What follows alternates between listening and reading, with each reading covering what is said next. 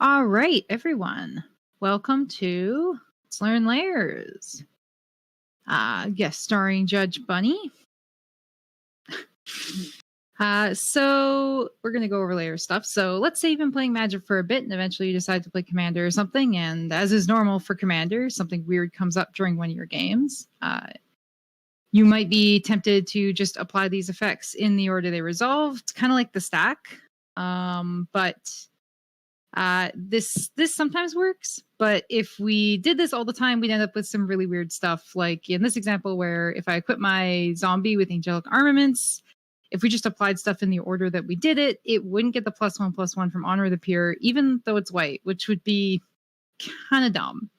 So to handle these sorts of interactions, Magic has the layers system. Not this kind of layers. This is different. But you should be wearing this kind of layers around this time of year, especially with the cold snap. Anyway, these layers.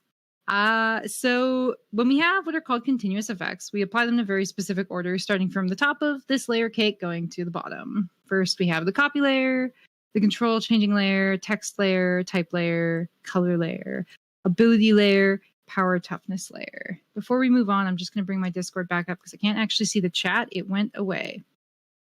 Okay, let's see if I can have them both. I can. Okay. So first layer is the copy layer, pretty much what it says on the tin. No surprises. WotC doesn't get super creative when writing these most of the time. Clone is an iconic example of an effect that applies on the copy layer. In this layer, we also consider mutate and morph. So from those. So let's take a look at an example. So let's say I've got adaptive automaton naming Thopters, and I decide to make my shapeshare a copy of my Thopter.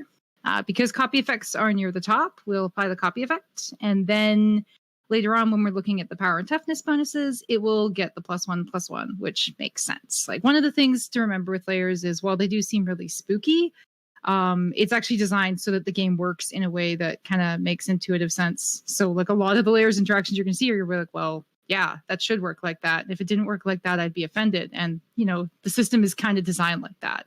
Not saying it never does anomalous things. It definitely does anomalous things. We'll get there. All right, layer 2, that's control changing effects. Again, this is pretty self-explanatory. Mind control is a nice example of a control changing effect. And it's got pretty swell art. I like the little guy with the thing above his head. I like it. Anyway, so let's say I control a Thopter token and a tempered steel. If you steal my Thopter token, it shouldn't keep getting +2/+2. And that's because we apply the control changing effect. So you switch the Thopter over to your side of the board. And then when we get down to power and toughness, the power and toughness layer, tempered steel's like, nah, you don't control any creatures, fam. So they don't get +2/+2. Next layer is text changing effects. So these ones I actually think are kind of named a little, like I find the name kind of ambiguous. What the rules say is that these are anything that changes the text of an object. Personally, an explanation I've heard that makes a little more sense to me is anything that says it changes the text of something. So something like wonder is not this. And this is like, I think a common misconception that I've seen is that they're like, well, it puts the text flying on the card. It doesn't. It doesn't. We're talking about stuff that actually says change the text of a spell or permanent by blah, blah, blah. So it specifically calls out that it is a text changing effect. So I got artificial evolution and trait doctoring here doing their thing. So here's an example. I got good old Blood Moon and a nice old mountain tower. Let's say I use trait doctoring to make it make things into islands. So now I can tap for blue. It will, as is makes sense, make my tower an island because the text changing layer is above the type changing layer.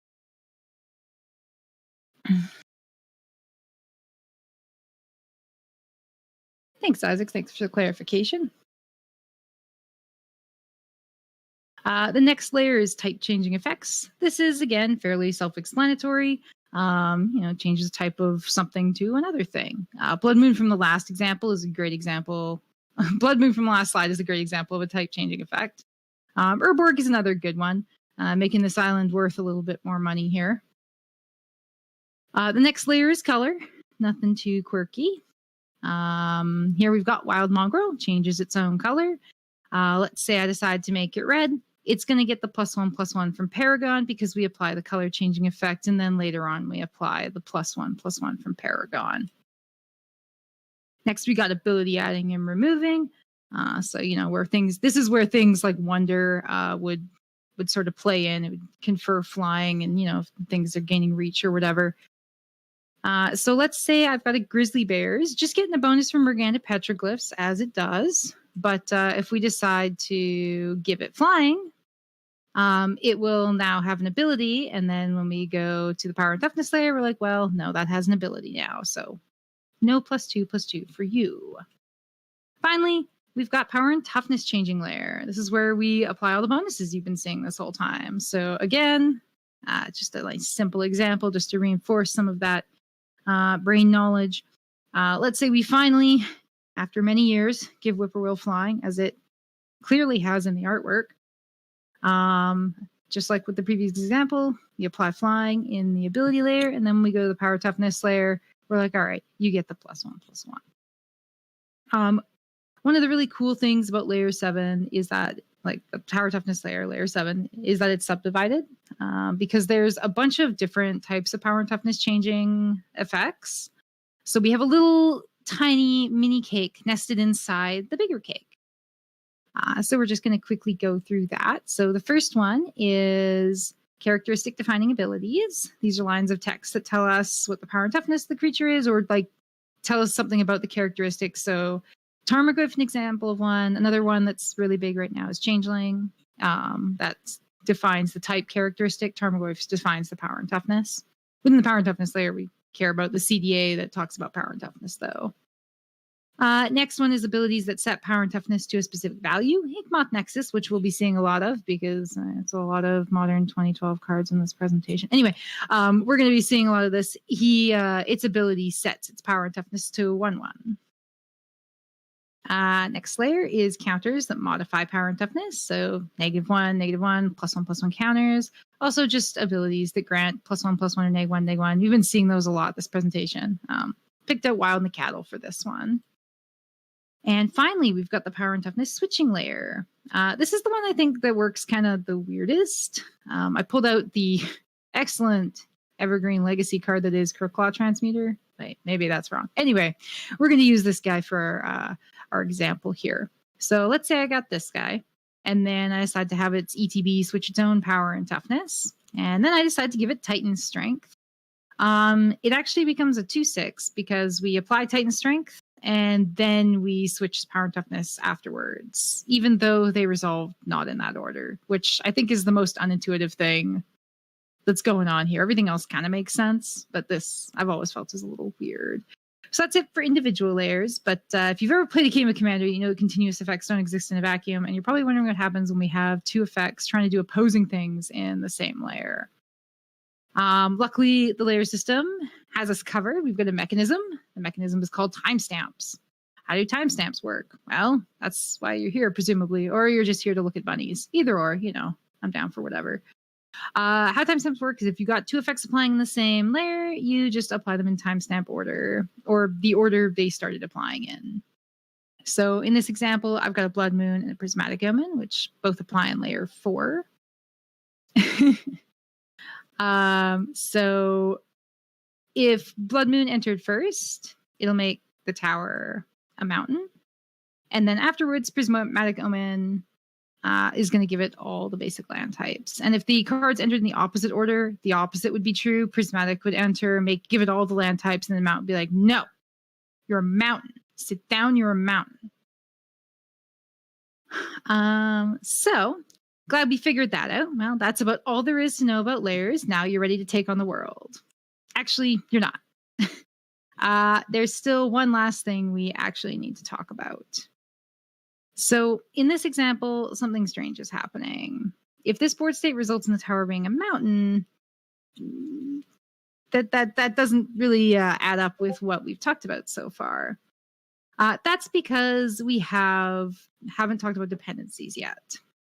So the dependency system is one of the layer boogeymans. So let's try and break it down. We have a dependency if applying one effect would change what the other one applies to or the stuff it applies to. In dependency, we say in a dependency, we have one effect that we say is dependent on the other, which is the effect that would apply differently.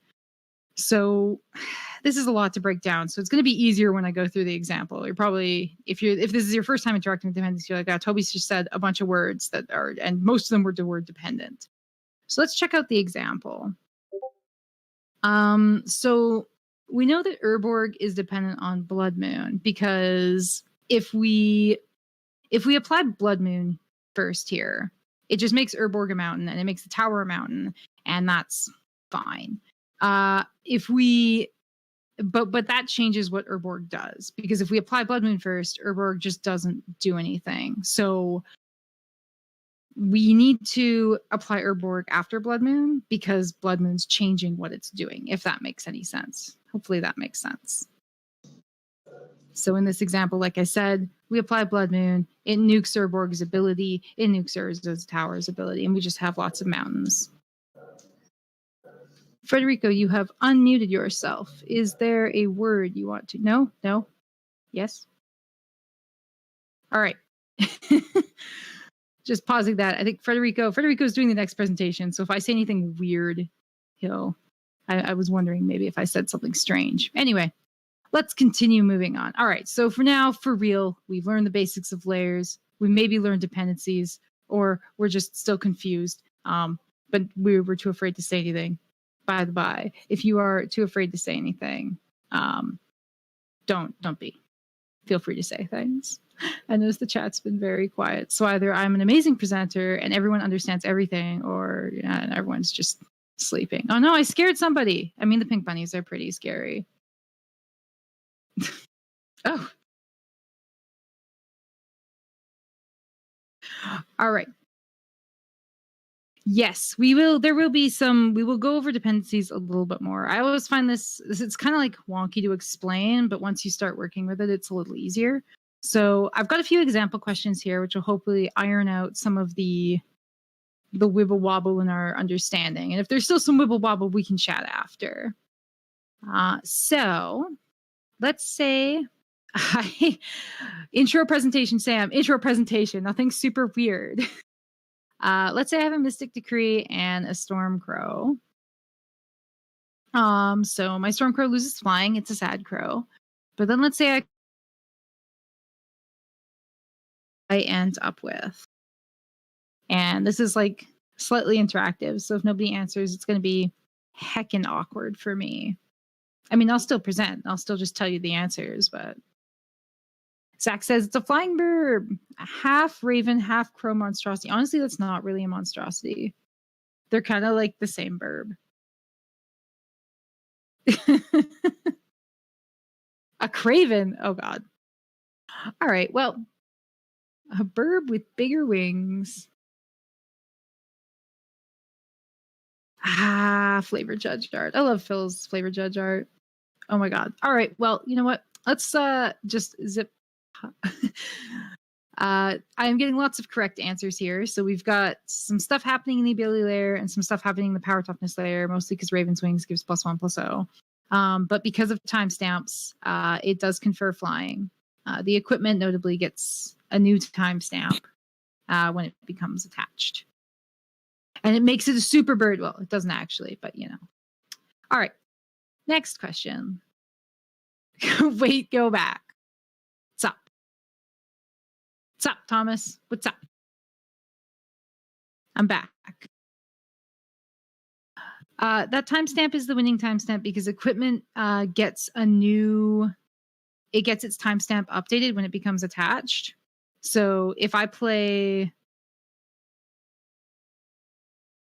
they're both generating continuous effects. Mystic Decree is generating an effect that says everything loses flying, and the wings thingy is saying this thing gains flying.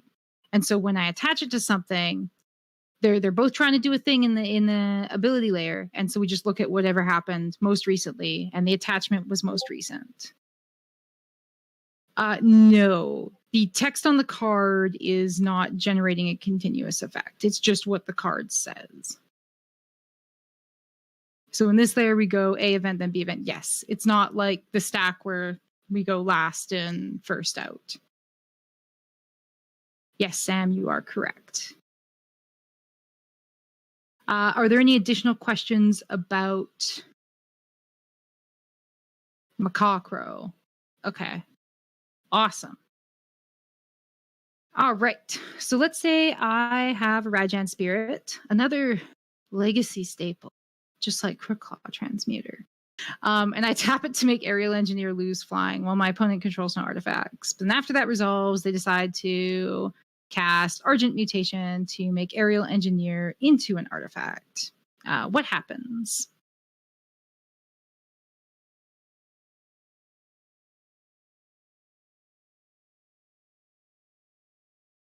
Anybody?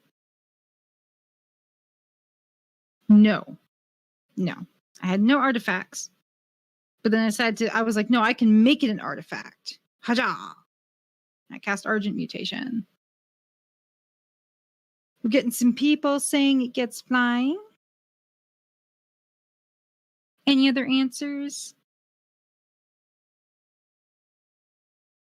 Oh, Eli says the timestamp of the ability is when the creature entered, not when it clicked on. I have to agree with Sam and Eli. Thomas, to address mutation applies in the. I'm assuming. Oh no, you're talking about Argent Mutation. Yes, that does apply in the type changing layer. It also applies. There's also Aerial Engineer and a power toughness thing going on in this one. So just to reiterate, yeah, this will become an artifact. It'll get the +2/+0. Nothing's screwing around with that, but it won't gain flying. Because as Eli said, the timestamp of Aerial Engineer's ability is when the creature entered, which was likely before Rajan's Spirit tapped to remove its ability. So even though it wasn't really doing anything before and it just clicked on, it doesn't get a new timestamp when it clicks on. Next question. If my opponent controls a Melira and I activate my Inkmoth Nexus, what happens? What does my Nexus look like?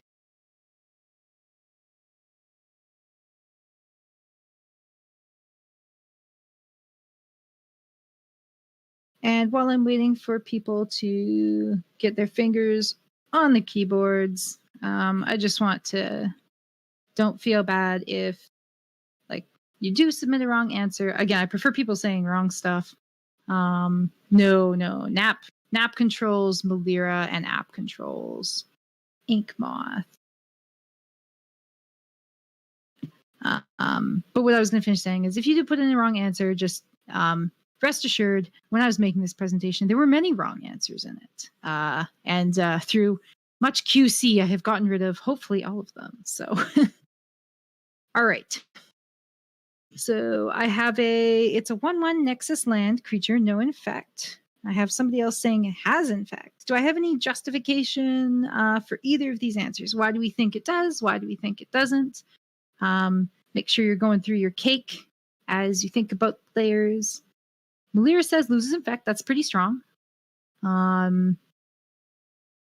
like that. Dennis, do you have any sort of reasoning why you might think it has infect? Inkmoth Nexus is a type changing ability. I agree with that.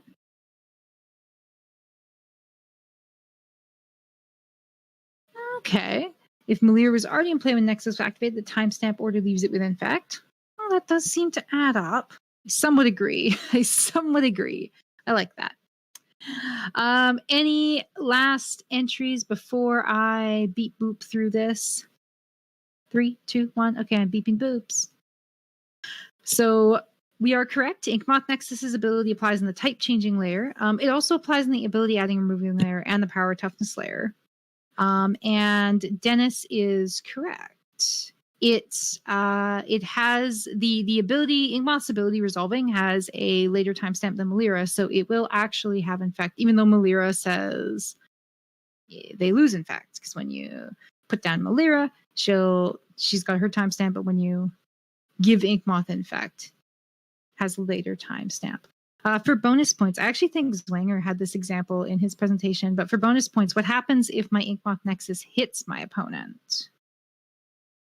The bonus points don't do anything.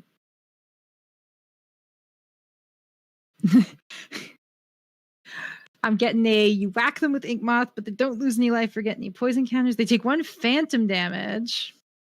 Isaac, points. Everybody wants points. Sam, you are correct. So what happens here is Ink Moth goes in and it deals damage. And then the game says, okay, how do we process this damage? And it says, well, you have infect, so we're going to deal the damage in the form of poison counters. But then there's like, whoa, what's happening? Stop. And then you don't get the poison counters. So damage is still dealt, but you don't lose any life. You don't get any poison counters. Just freaking nothing. It's real weird. And the Ink Moth player, when you're explaining this to a player, that Ink Moth player is going to look at you and be like, but what? Excuse me? And the player, yeah, exactly. This is a hard sell to players because it makes very little sense. But in fact, just changes how the damage, like what the damage actually does, the result of it. It doesn't. So damage is still dealt. Tries to give you poison counters. Melira says no, sir.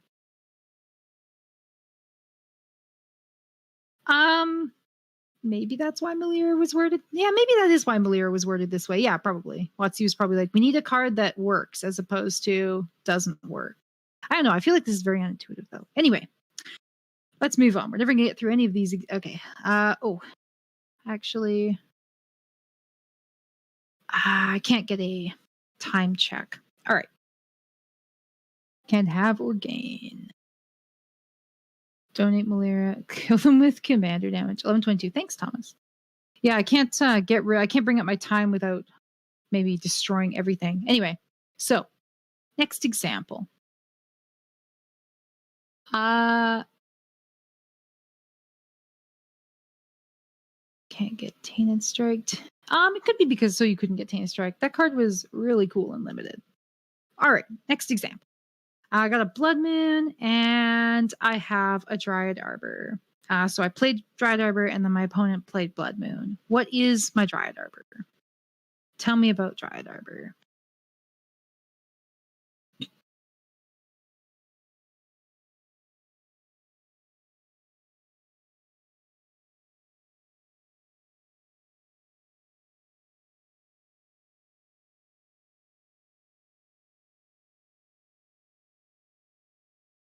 I've got 1 vote for a 1/1 mountain that is green. Land creature mountain dryad 1/1.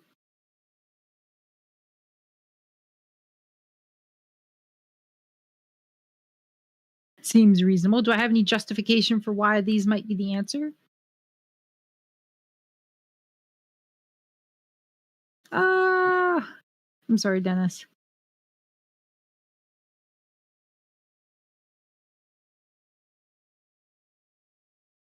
Is there anything I could be explaining better? This one is kind of weird.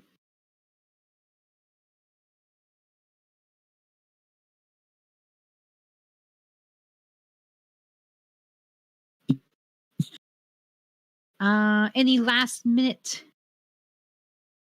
typings? Doesn't remove the creature type. These are all very reasonable.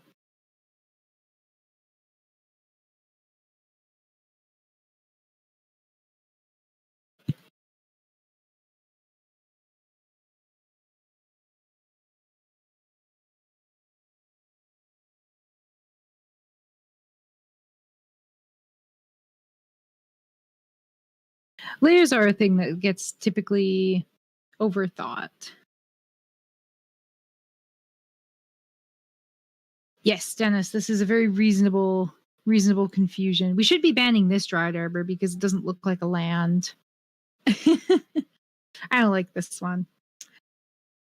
I like the Future Sight one. It's much less landy looking. Bunny Arbor. Maybe. All right. So let's quickly go through this. So these both apply, or these both.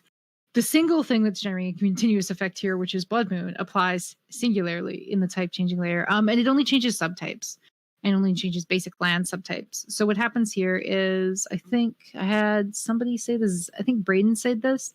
It's a 1/1 mountain dryad that is still green. So yeah, Blood Moon doesn't interact with the super types at all, which is why it's still a creature. And it doesn't interact with the other creature subtypes.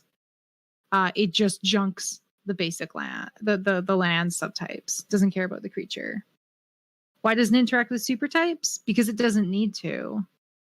It's Blood Moon is just changing non-basic, because if actually this is very interesting. So if it changed super types, it would make non-basic lands into basic lands, and then it would not apply to them anymore because they would be basic lands, and we'd have a very awkward situation. And if you look at the Blood Moon from the dark, I don't know if somebody can bring that up in Scryfall, but it says non-basic lands are basic mountains, which is heckin' awkward, which is why I did not use that art for this, because the Oracle text is just super wrong. Or the printed text. The printed text is just super misleading. I think it's the dark one. Let me look at this. Yeah. All non-basic lands are now basic mountains. Yeah, that's like really awful. But yeah, that's why it doesn't interact with super types, because then it would make them basic and then it wouldn't apply to them, and it becomes a mess. Hopefully that answers the question. I see that Isaac is typing, so maybe I said something weird. Or maybe people are expanding on what I'm saying.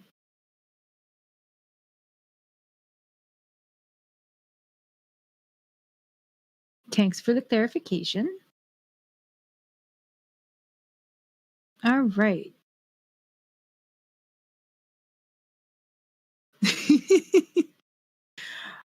All right.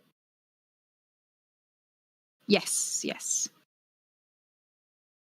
Anything else before I move on to this arrogant worm? I'm thinking no. I'm seeing a no. So I have an arrogant worm with a bunch of +1/+1 counters on it. 4 of them, actually.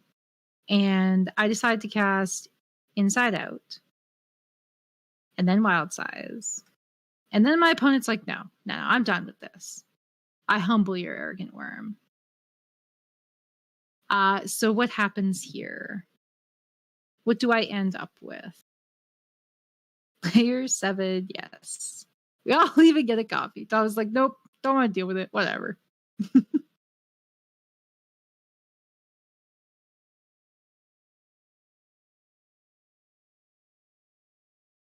Zach coming in with the 7. Yes, it has 4 +1/+1 counters.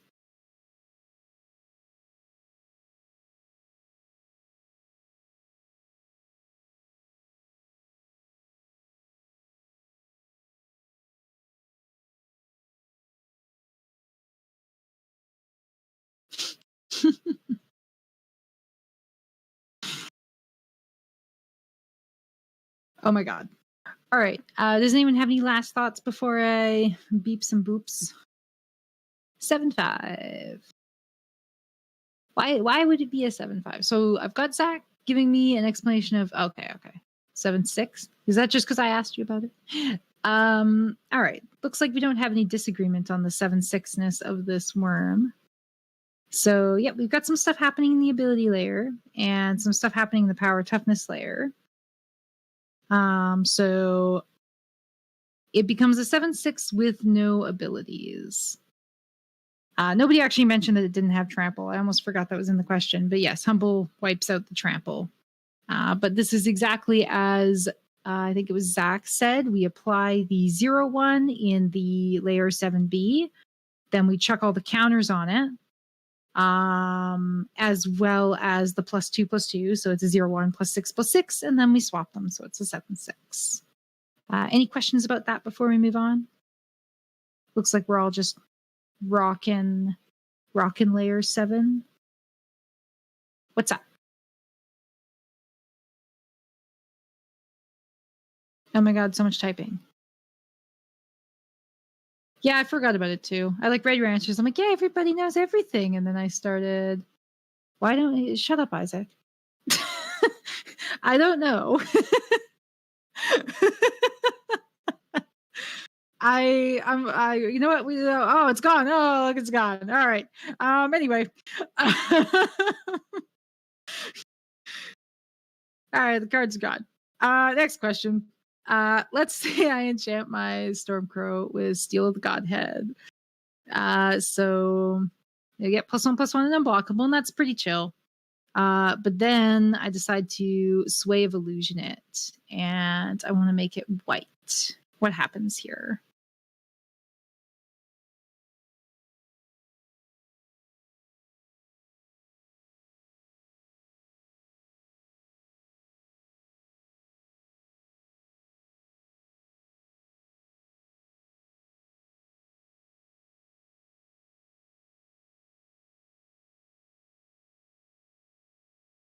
So I'm getting a 3/4 white flyer that has lifelink. I'm getting some other people saying has lifelink.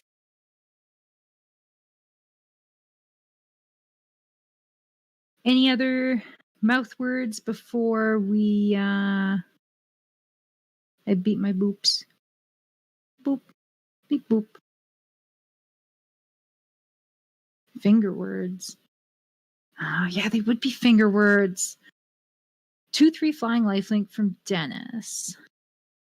Hand words. I'm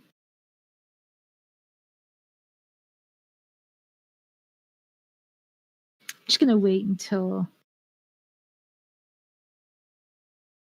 Sax says.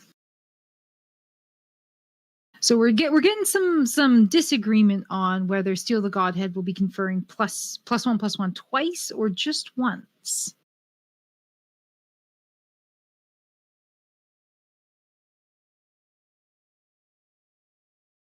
I don't want to say too much because if I just tell you the answer, it ruins the journey of discovery. Stormcrow is a base 1/2. Sway of Illusion says any number of target creatures become the color of your choice until end of turn. So in response to Braden, if it was adding a color, it would say in addition to its other colors. That's generally how they're templated. The journey of discovery is the friends we made along the way. That sounds like stuff I've heard before. Oh, yeah, my screen's kind of misleading.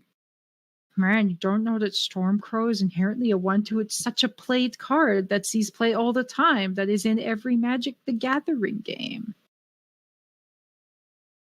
I'm reading the card, but that doesn't explain the card. So I actually, with a lot of old border cards, reading the card does not explain the card, as we saw earlier with Blood Moon. But yes, it changes the color. It does not add a color. If it added a color, it would say in addition. All right. Any more last words? Any last squabbles before I bring up the cakes and the bunnies? Cakes and bunnies? All right, cake bunny time. Oh no, I clicked out of the window. This is awful.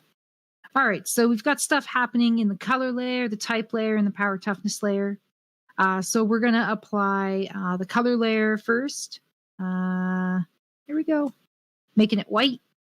Then we're going to go look at the abilities, and we're going to say, all right, Steel the Godhead gives it lifelink if it's white. And we're like, well, it's white, so it gets lifelink. And then we're going to go to the power toughness layer, and we're like, all right, it gives it +1/+1 if it's white, and +1/+1 if it's blue, but it's not blue. It's just white. So it's 2/3 with lifelink. And I guess it still has flying. Like that's still a thing. That didn't go away. Layer 1, 2, 3, 4, 5.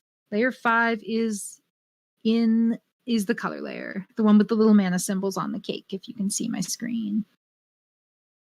I was hoping my little pictures would make it, understandable, but pictures are misunderstood sometimes. Well, thank y'all. I like the pictures. Anyway, so next question. Let's say I enchant my opponent's mind control. So my opponent has a mind control on my Stormcrow.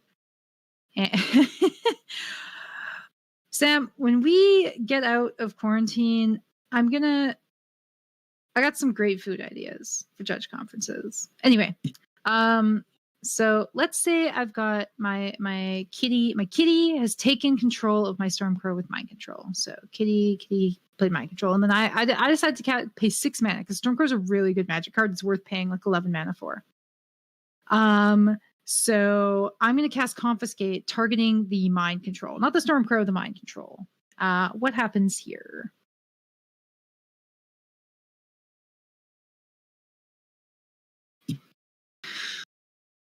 Pretty sure you wasted your time. Oh noes.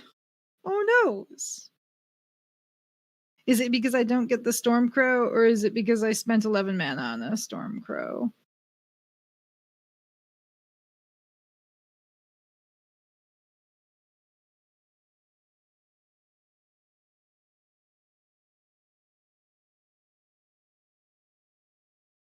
You is the controller of the control effect, the mind control. So you will always refer to the person who controls mind control.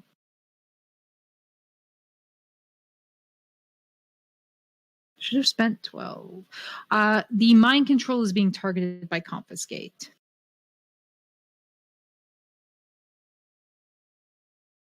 Does anyone have any justification for their answers?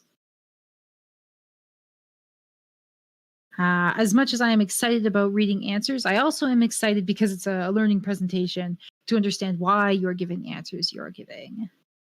Other people probably are too.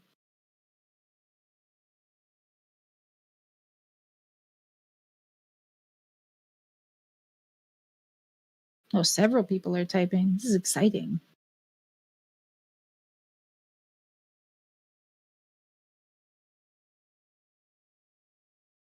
You gain control of the enchantment, which says the controller of the enchantment controls Stormcrow. That's a lot of control.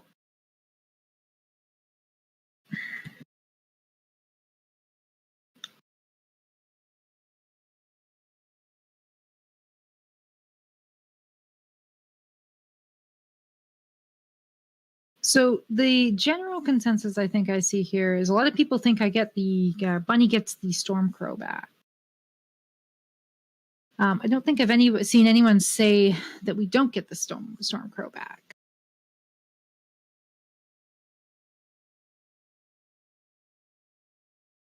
I'm gonna give it another 30, maybe a few more seconds to see if anyone wants to get any last words in before we unmuddle the mixture here. Oh no, Braden's starting the meta at me.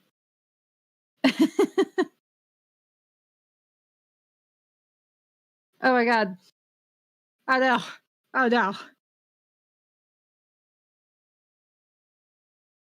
Okay.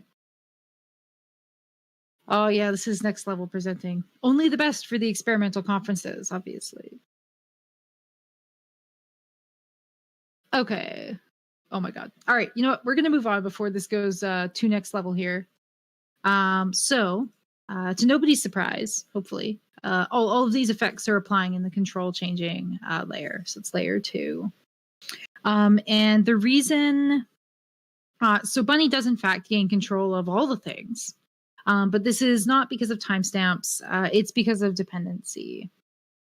So mind control's effect is dependent on confiscate because it does something very different if we apply it before confiscate. So like if we're just doing timestamps, we apply mind control and Stormcrow stays under Kitty's control.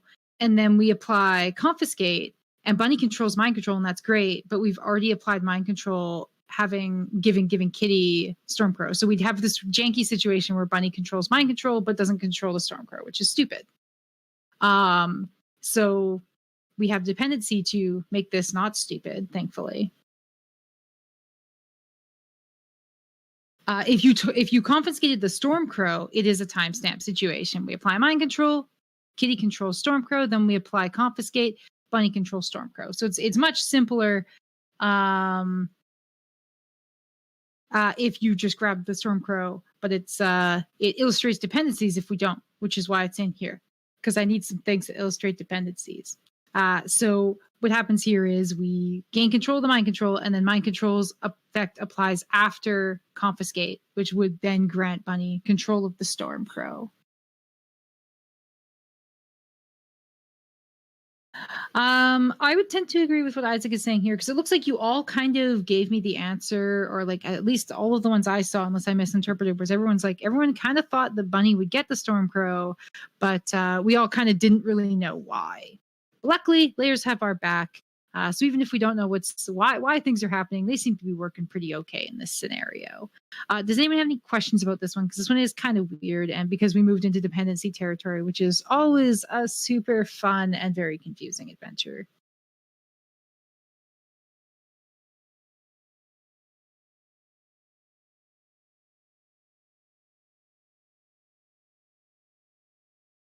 Should I mean, if you learn that you need to learn more, I think that's still like value.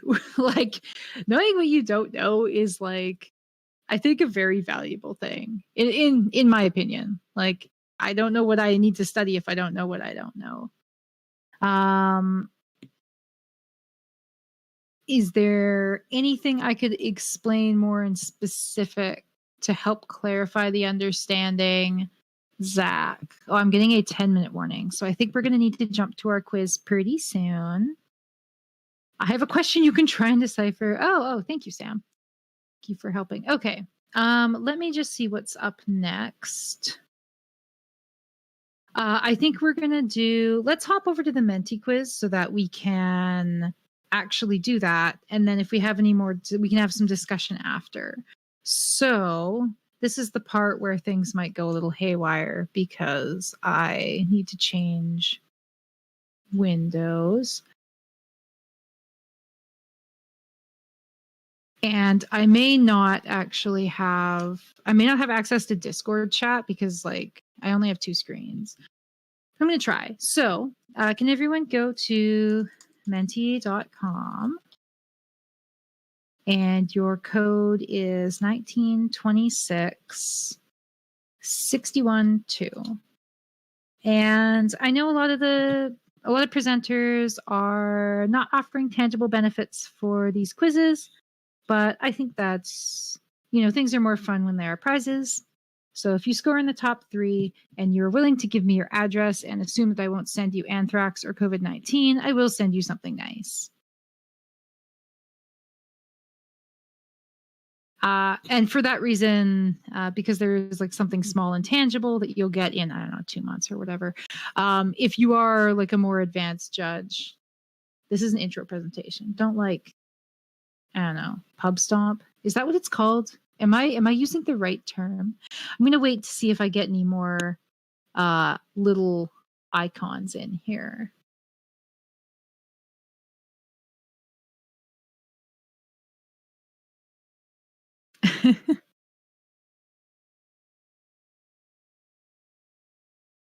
There might be bunnies. Look, man, just like I only have like one thing that I give out. Does this include or exclude the Rules Guru crew? I don't know. Just use your judgment.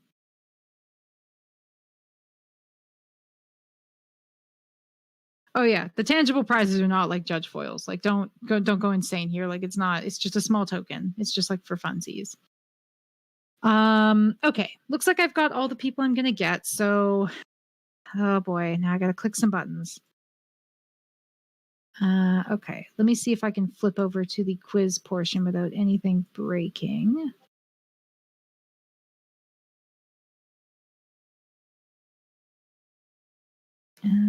Okay. Escape. I think it killed my screen share, which is fine. Sorry for the technology, everybody.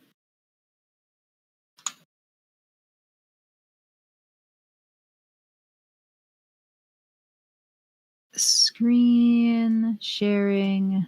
All right. Can everybody see the thing? And everybody's got your Menti open? Okay. So let's say I have a shifting sky naming blue, and I activate wild mongrel naming red. What color will wild mongrel be? Here are your answers. And okay, I gotta press the start the countdown here. And I've got the answering fast to get more points on.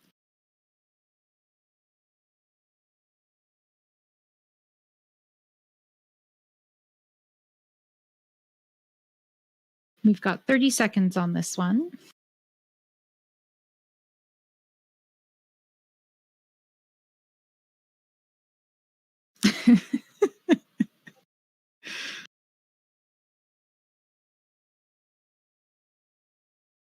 Look, there are only so many wrong answers.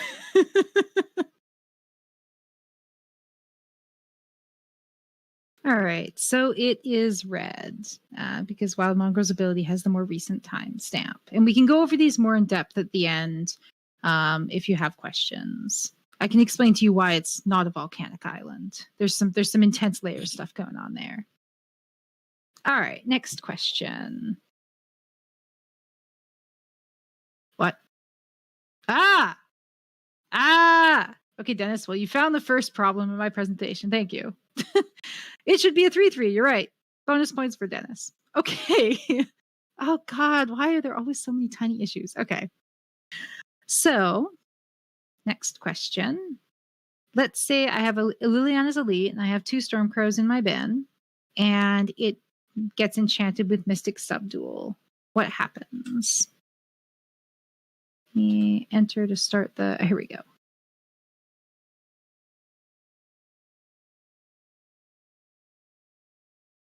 Oh, I have to put up the answers. There we go.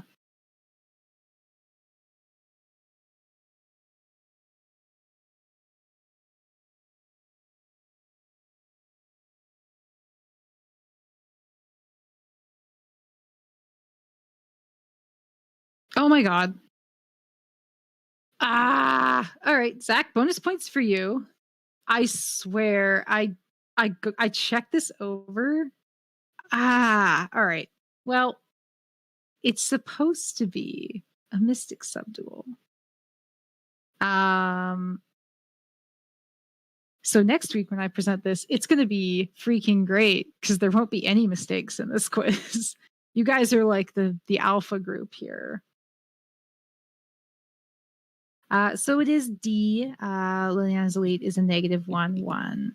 And that's because Mystic Subdual wipes the abilities. And then when we go to the Power and Toughness layer, it doesn't have any abilities adding its Power and Toughness. And you can also get negative power. That's a real thing in Magic. Next question. Hopefully I didn't accidentally put a Mystic Subdual on this one. I have an Inkmoth Nexus that's activated, and I turn it into a frog. What happens here? Oh, thank God, this one has the right picture. I'm going to double check this while you guys are answering.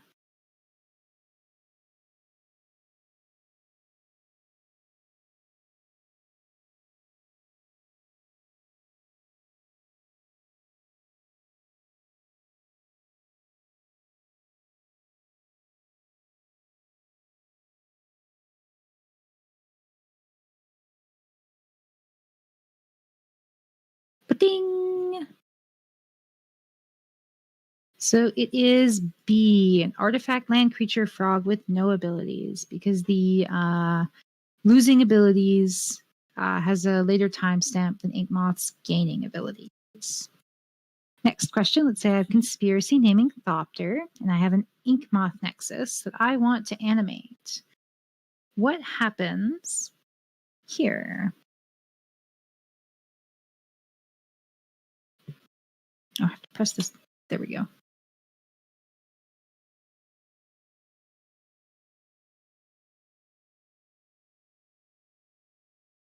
Does this one have the same picture? This one has the right picture, I think. Maybe that Inkmoth should be unanimated.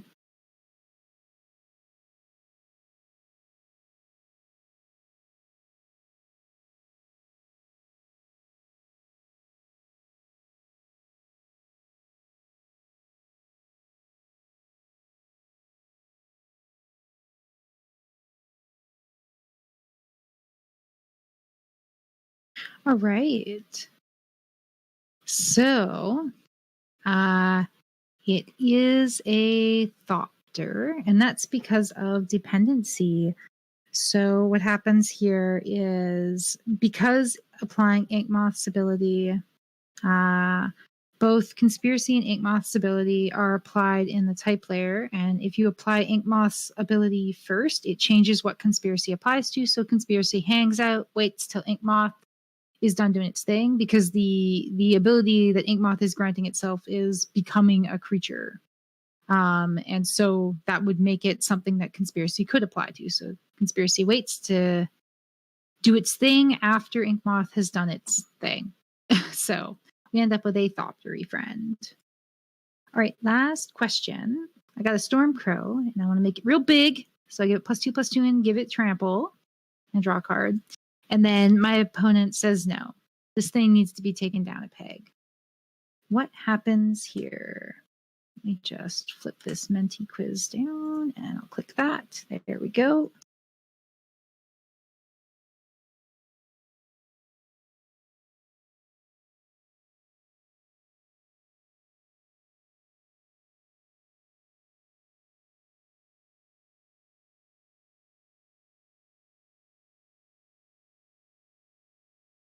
Ba-ding!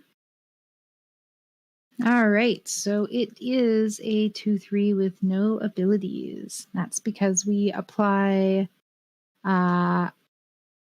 we give it trample, and then we remove trample in timestamp order, and then the power toughness layer, we make it a 0/1, and then we give it the +2/+2. So in the sub layers, the +2/+2 is, I think, 7C, and making it a 0/1 is 7B.